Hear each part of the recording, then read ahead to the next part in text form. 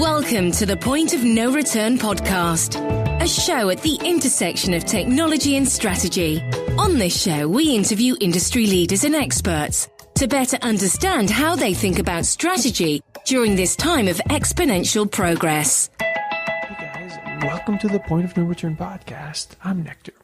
On this week's show, we had a special debate series with a friend of mine, Francis Gosselin, president of FG8 Consulting. The topic that we decided to talk about was the changing media landscape, and Francis is one of the preeminent experts, I think, on this subject. Francis is the president of FG8 Consulting and a director at Sage Consulting as well, focusing on innovation and strategy.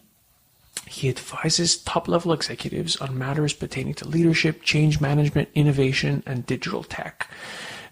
He also happens to have a PhD in economics from the University of Strasbourg and an MSc in international affairs from HEC Montréal. He's achieved graduate-level education while remaining strongly involved in multiple projects. We had a deep dive into the world of media where we spoke about the fundamental change in the business model of media, the growing importance of journalism, why paying for news is important. We also spoke about Fail Camp, the conference that he founded that talks about failure and the lessons that he's learned from running it. I've known Francis for a few years, and he's one of the smartest and well-traveled people that I know. We had a really interesting deep dive into the world of media, and I think that you'll enjoy the debate. Thank you. Francis, thanks for being on the show, man. Thanks, Nectar. It's a pleasure for me to join you at last. Yes, I'm happy that you're back from your world travels. But we could talk about that a bit later. Maybe I'll ask you a first general question. What does failure mean for you? Well, it means a lot. As you said, I'm a founder of Fail Camp, and I've been doing that for about 4 years. And the reason I got into this initially was really just opportunistic. Like, we saw an event and we were producing creative mornings at the time. So we thought, why don't we branch out and do another series of events called Fail Camp? And it existed prior. It had been put forth by a friend of mine, Rami Sayar, and there'd been people, Michel Blanc was there and everything. And we decided to kind of take it, and it worked to our surprise. You know, and as we always said, like, we were always expecting the Fail Camp would fail, and that would be like, good in a way. Anyway, that would be the meme, right? Exactly. So we started doing that, and we've been doing it for 4 years. And the cool thing is that from an event that now takes place like 2 or 3 times a year in different cities, we also use it now as a methodology for intervention in companies. So we use it like as a tool for to change culture, to promote empowerment and accountability and delegation in certain contexts.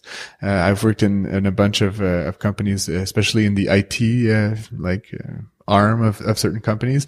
And we see many links between these notions of failure and agility, for instance, and agile development, trying to build more flexible teams, etc. So we really moved from like a silly, funny event to something a lot more serious, and that we can actually use to change people's minds and change how organizations work. And so, you know, I haven't yet written a book about it, but, you know, it's a topic I feel strongly about. And, obviously, outside of the fact that it worked, what is the other most surprising element for you? I mean, a lot of surprises have come over the years, and I think one of them is that it has generated a lot of enthusiasm from people who you don't typically see demonstrating such vulnerability in the public space. We've had you know the people who've spoken there, but like the likes of Mitsu and Jean-Martin Haussin and Andy Nallman and Alexandre Taillefer, and a lot of political people, Isabelle Melançon, Yolande James, etc.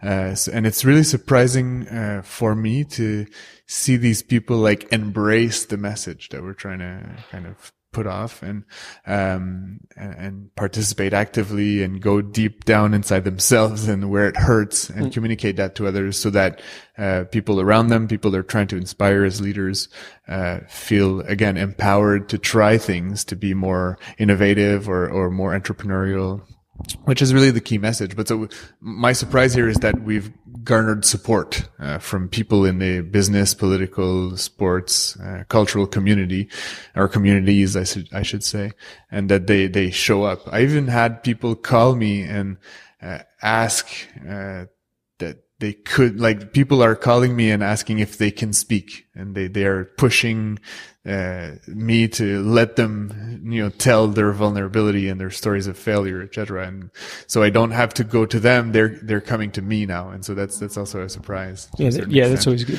Yeah. Maybe not at the individual level, but maybe at the broader level. Why do you think people are willing to expose themselves? They're obviously very successful people that, you would put them more in the category of success rather than failure. Yeah, I think there's a bunch of reasons. And again, like, I've studied this question extensively, both in practical and theoretical ways. But some people are doing this and it's like, how would you say? They're like trying to liberate themselves from the failure by putting it out there. So it's like almost like a public therapy session, in a way. Like an intervention. Yeah, it's almost like that, like, they're by putting it out there, by expiating it, if you use like religious language, they're like rid of the failure, and then they can more easily move on. The other category, or quote unquote category, that I see is people who are who have moved beyond the failure, and then are just like happy to share that, this doesn't work. And a lot of what we're doing with organizations today, using this type of philosophy and method, is, seeing when you fail at something, it's something that now doesn't work, and it's something that you can share with your colleagues and your peers, and it becomes part of the organizational history. And so what happens most often is that companies will fire these people for having failed, and what they'll do is that they'll push off to a competitor the knowledge of something that doesn't work. Whereas if you kept that person inside your walls, inside your organization, you would keep that knowledge, and this is really valuable knowledge. And so I feel when these celebrities are coming to the stage and sharing, what they really want is for the Quebecers or Montrealers or whatever to learn from this, and to share it among them, and so avoid repeating these mistakes, and move forward into like a better entrepreneurial ecosystem locally. Yeah, don't know if that makes any sense. No, it does. You I feel like I'm rambling. Yeah, I do that a lot as well. No, but you just touched upon a few interesting elements. One of passing it on to competitors, and how do you keep that institutional memory within organization, right? So, and it takes a lot of guts, courage for a leader to say, "Hey, it's okay to fail," right? Sure. And that's part of your work, right, in your company. Well, so as I said, we used failure, but we used other themes to do that. And I think, in a way, you have all these buzzwords around at any given moment in the recent decades. And so, for instance, failure is one of them. Agility is one of them. It used to be like total quality and lean management and whatnot. And I think what you need to do with these buzzwords, and you need to encapsulate them in actual habits and actual mindsets and in actual processes. And this is how we're converting these kind of buzzwords into actual organizational life. So, for instance, failure, we've worked with organizations that saw, failures being repeated over and over again in different, so the context would vary a little bit, or the person committing the failure would change a little bit. And so they would realize this failure, but not, be really able to act on it, because they didn't really know. So what we did is we helped them first document every instance of something that failed, even micro failures or micro mistakes that were made along the way. And obviously that's time consuming, so you have to like weigh the cost and the benefits. But then once they're documented, how do you find them, and when do you use them as inputs? And so in another processes that was like more early stage of a new project, we would have a pre-mortem. So we would gather people from the team around a table, and we would identify all of the elements that are likely to fail during the course of this project. So like pre-identifying all the stuff that was going to fail. And so to do that, you would look at this database of past failures and say, oh, well, in this context, with this software, with this person, we had exactly this situation. So it's likely that in this new project, we're going to have a similar error happen. And so then you can kind of anticipate and mitigate these things as you move along. And then obviously when you finish your project, typically you do a post-mortem, and then you would look at what you said in your pre-mortem and say, we had said that this and that was likely to fail. Did it not? What failures happened that we weren't anticipating? And now can we document this to help the upcoming projects. So it's really like a loop type of project, but then it changed completely the mindset of how people approach the issue, and it became much more natural for them to talk about failures because it all of a sudden turned into a positive. It's a learning opportunity.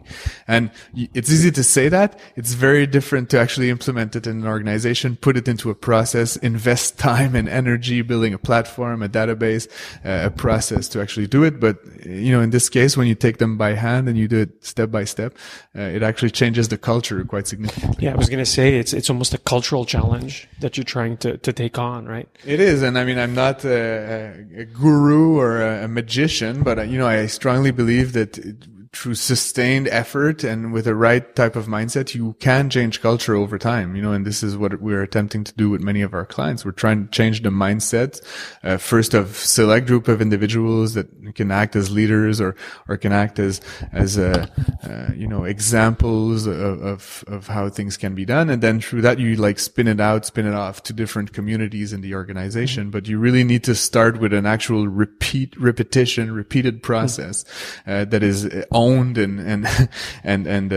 communicated efficiently. And so I think, this is how we work generally and more specifically in the case of failure. Will there ever be a success camp? So will there be a natural evolution? I feel like every event is success camp, and I've been part of so many, either as an organizer or an ambassador or just a contributor. But just to clarify my question, it was being a little facetious, but do you think that how companies succeed is so well documented that for you, it's like there's no white space there to talk about? We all know why Amazon had success. We all know why all these big stories had success. But do we?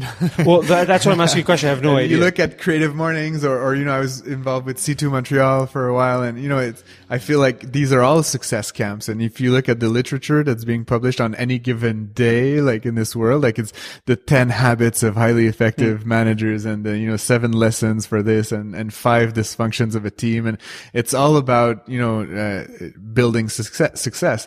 And my argument is that there's no silver bullet. There's not one best way to build success. And so all of these events saying, Culture Fest that GSoft organized a couple of months back, super good, about how you build great culture, etc.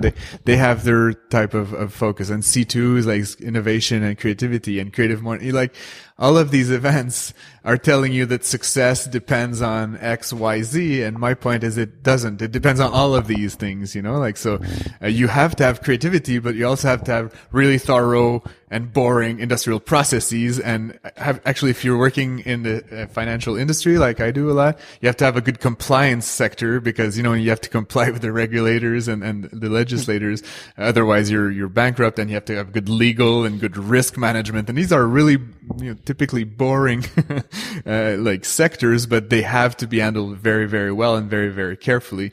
And so, success is all of these things combined, So again, I feel like every event today is a bit of a success camp, and we're trying to kind of undo that a little bit through fail camp. Yeah. And the thing is that in the end, as I said, we always expected that a fail camp would fail, and, knock on wood, so far so good. All of our events have gone fairly well. We're selling hundreds of tickets every time. We're in the media. So I feel like our message of failure being purported everywhere like that in Quebec and Canada and outside is actually a form of success. So, even we are included in that definition. So I'm going to switch gears a little bit and speaking of failure, we're going to talk about another industry that has its challenges, which is media, right? Sure. You've written a lot about this. We've spoken a lot about this.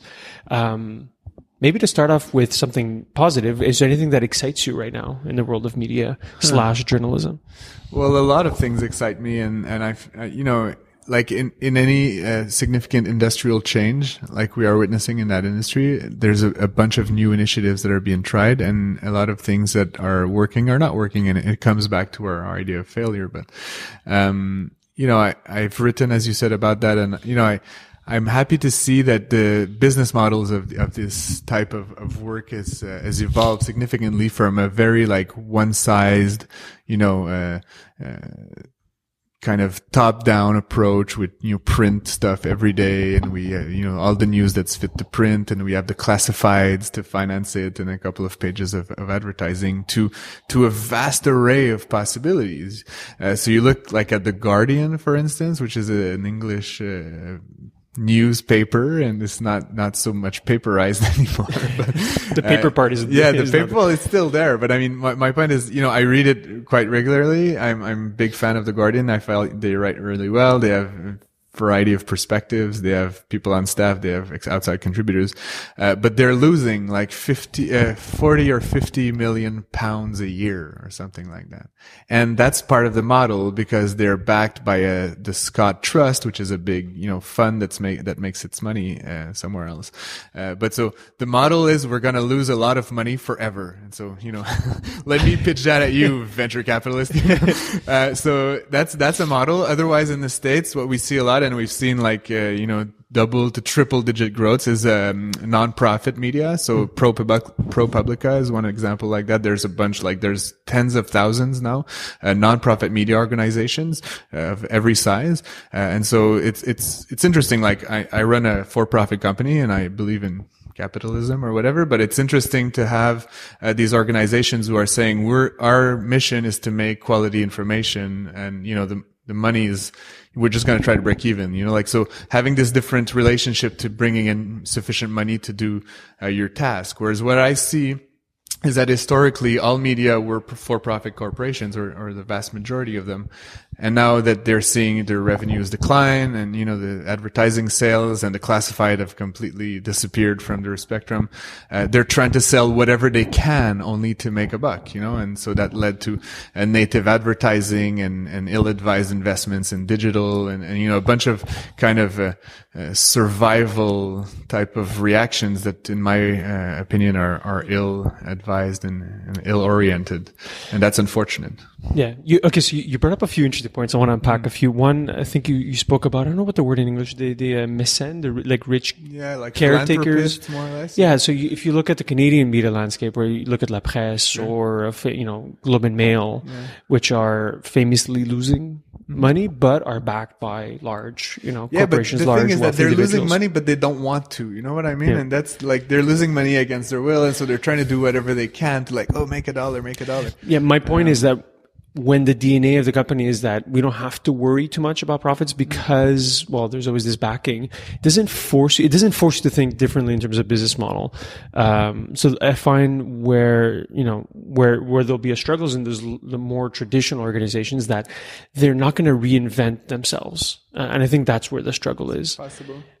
Where I find it super exciting right now is what you mentioned, some new business models that are for profit and can be VC backed. Like I look at something for instance, I don't know if you know The Athletic. Yeah. They're very niche, super targeted sports, subscription based, or News Deeply is another one, that I look at. They're VC backed. Their point of view is we can't go broad, right? Because you can't go mass when you have, the internet today, basically, because distribution renders everything free. So you have to go really niche and create a model that basically pays, makes it profitable for me, which is one of them is subscription based. Another one that could be interesting is, let's say, fan supported, like with Patreon, for instance. So the new models are very interesting and very exciting. But yeah, the bigger ones where I guess more the traditional outlets, the CNNs of this world and so on, I think it's going to be a real challenge for them in this century. I definitely agree with you. Now, at the same time, stepping away from the economics of it, and this is my trade, but if you take a step back, we do need a certain notion of political voice, and so with all the respect that I have for very niche type of media who are catering to the needs of runners or snowboarders or, people who like cars or whatever, we still need, political staff to cover, the Hill or to cover the White House or to go abroad and cover the wars and whatnot. There's a necessity for democracy to function to be well informed. And so, and I don't see a lot of these niche outlets doing that very well. general, what you see and what excited me for a while and doesn't necessarily excite me so much anymore is like BuzzFeed or Vice or whatnot. And so you've seen them grow out of oftentimes like some very odd value propositions, like BuzzFeed was like listicles and all that crap. And then, it grew into a kind of serious, magazine, but yet like it's still being fed by peddling clicks. Shit. Yeah, clicks. By chasing exactly. clicks, basically, yeah, right? exactly. Yeah. And so, what is the journalistic culture of like the more respectable side of the editorial room in there? I don't know. Like, I don't know them super well, but I'm just saying like it's kind of tainted, and, in a completely other mindset is Vice, for instance, who's really more into like, well, they're also looking for clicks, obviously, but they're also like their culture is a lot more, provocateur and like trying to, so I saw them go to, the hills of Pakistan where they manufacture guns and then try the guns. And, it's kind of trash TV, but at the same time, it's super interesting. And I saw them, saw a video recently where they go to Chernobyl and they're testing like the levels of radiation in the air. And it turns out it's still pretty high today. Like, but I mean, so this is information, but at the same time, this, as you say, it's kind of niche, it's kind of the Francis that likes to be presented with very odd things and small bits of information. So it fascinates me, but this is not like covering actual political processes on a day to day and informing me about, making appropriate political decisions. So while I see the value and the virtue in it as almost as entertainment or infotainment, I still think we need, journalism, like hardcore people who ask tough questions. And I don't see a bright future for that now. I'm sure it's gonna. Well, I agree and I disagree. Like, I agree on the statement that investigative journalism is now more important than ever. I think for obvious reasons, just because of the multiplicity of, let's just say, questionable news. Where I disagree with you is one, I think Vice in particular, just for that example, does do some interesting investigative stuff. I invite you to check out their stuff on ISIS, for instance, where they're like embedded in the units, and I think it makes them pretty compelling reporting. But more broadly speaking, I find investigative journalism is going to follow the power law, I think, as well. Like, when you look at like the Times, the Post, Globe, or Vice News, these entities, I think, will do fine when it comes to national or international news. I think where investigative journalism is going to really suffer is at the local level.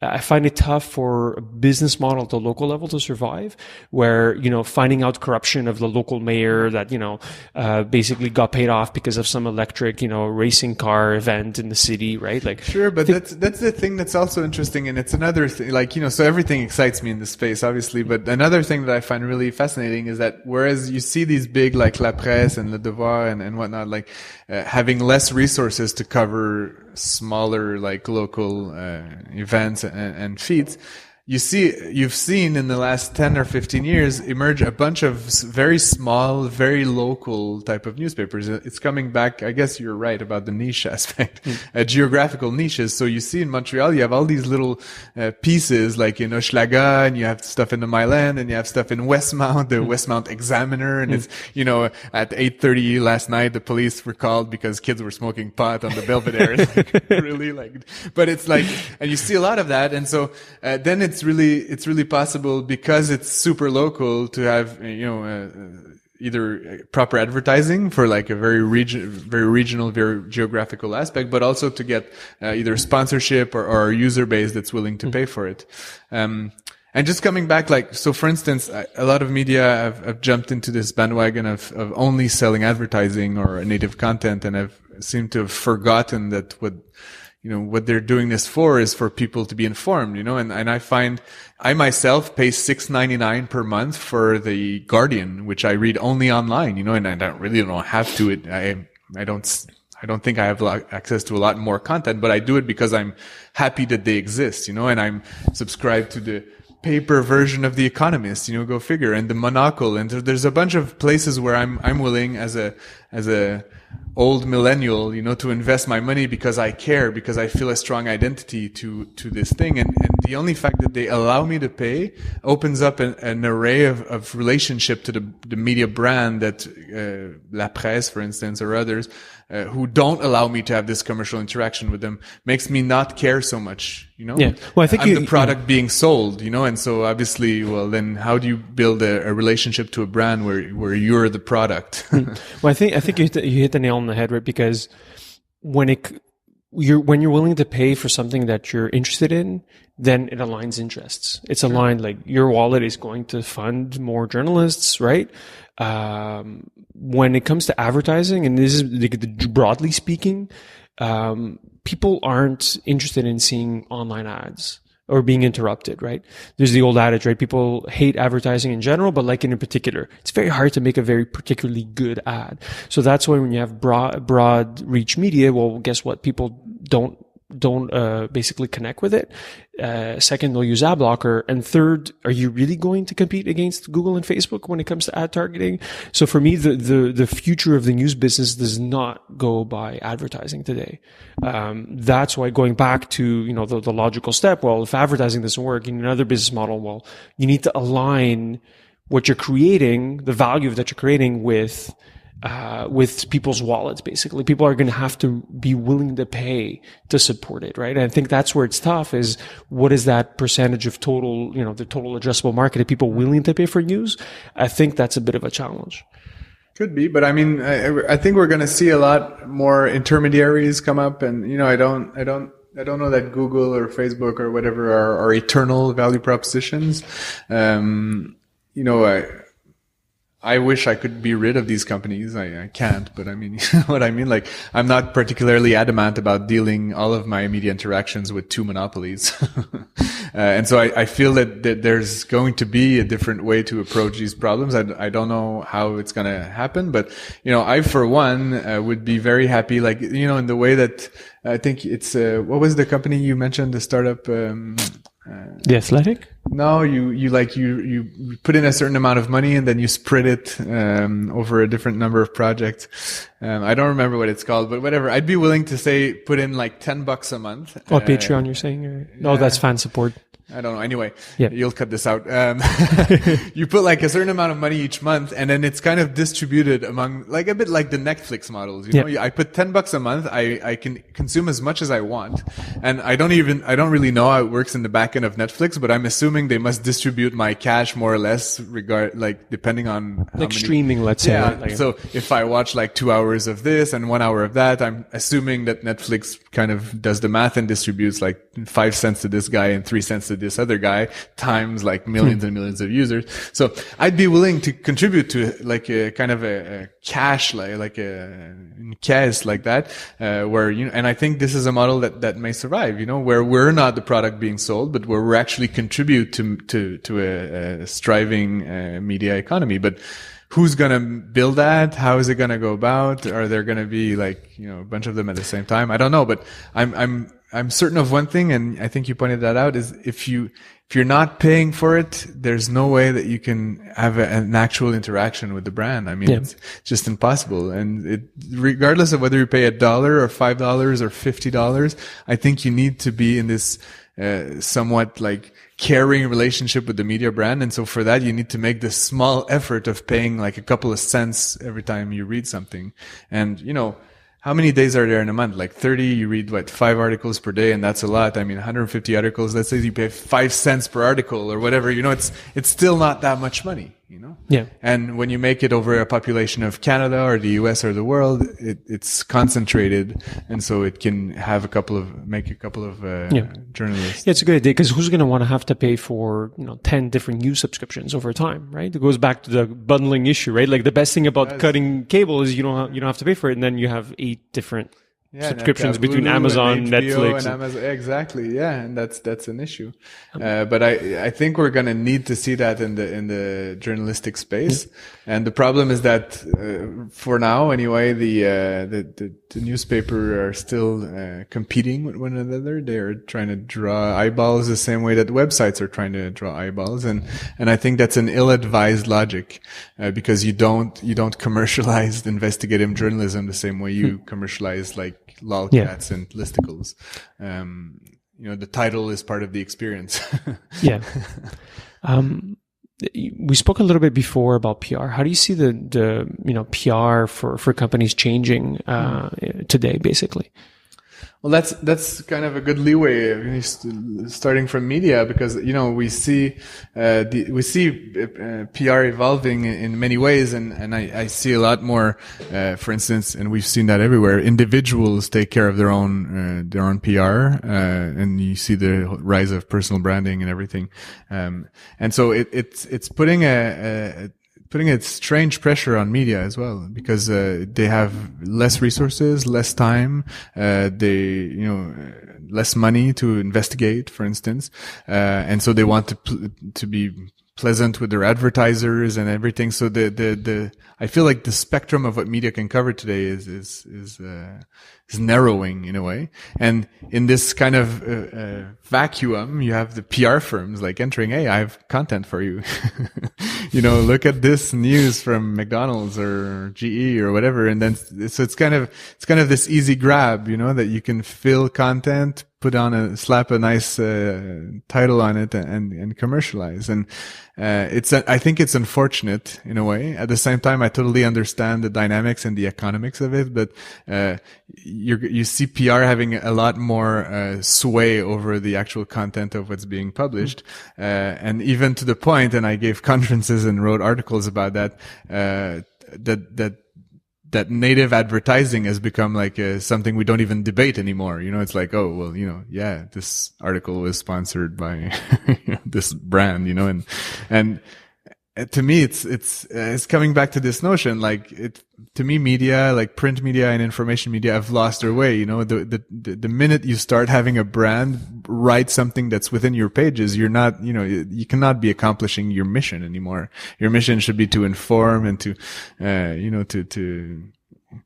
hold sway the ideals of democracy, and here you are having like a petrol firm or a fast food outlet.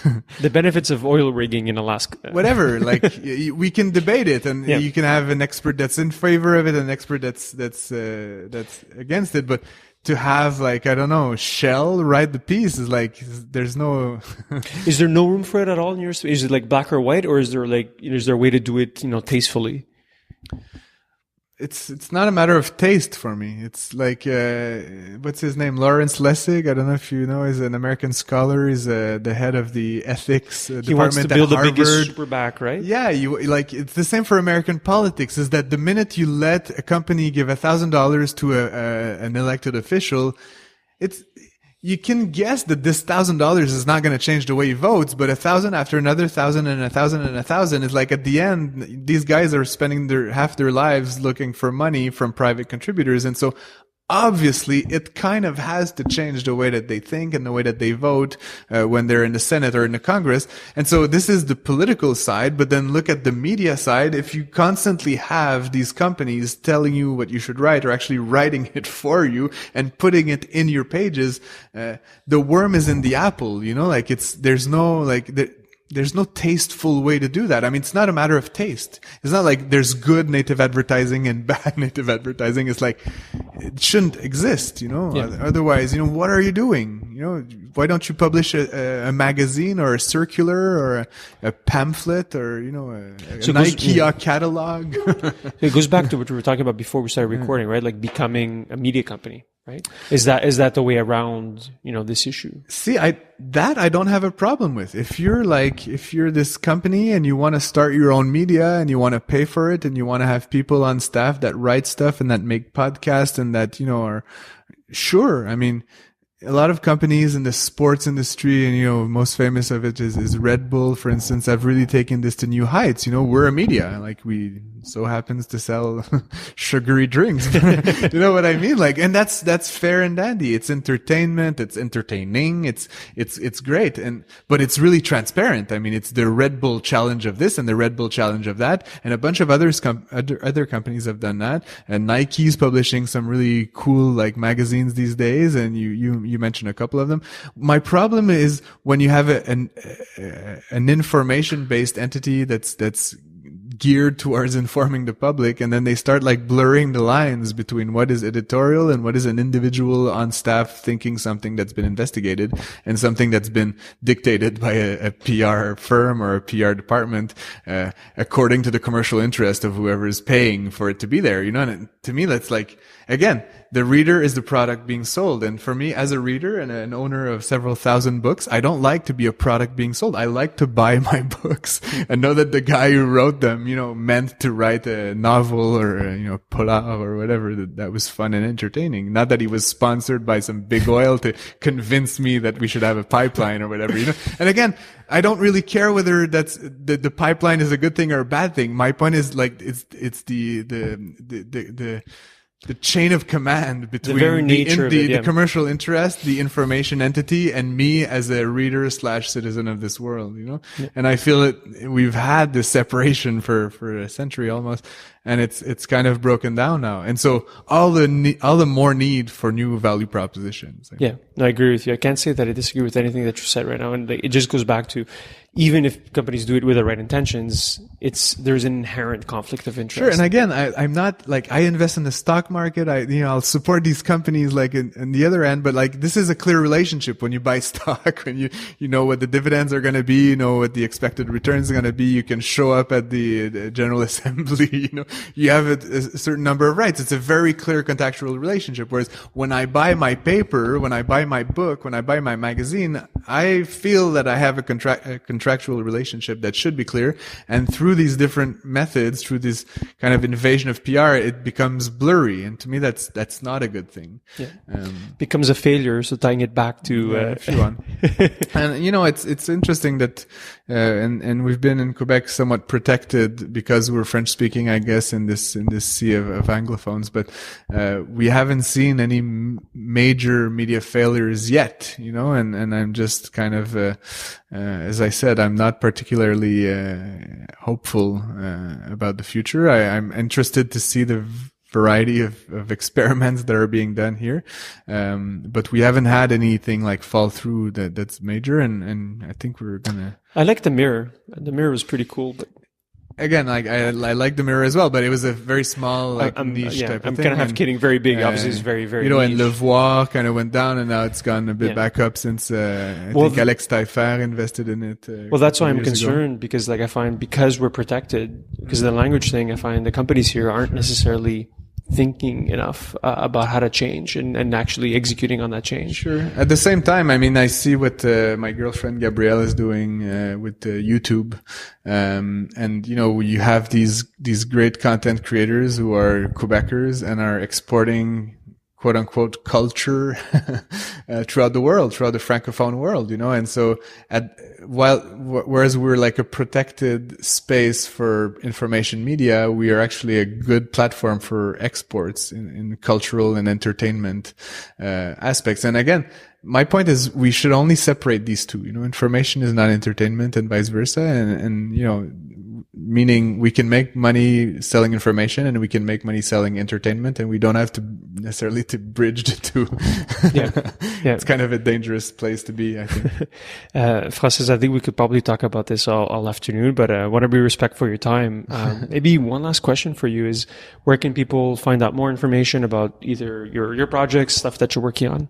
Sure. Well, so, get back to the beginning. We are organizing a few more fail camps in the coming months and years, so they can go to http://fail.camp. This is a good place to find us. Otherwise, I'm the president of FG8, so FG8 Consulting. We are focused on innovation, transformation, and culture change. They can go to fg8.ca. We're a small team. They can see our faces.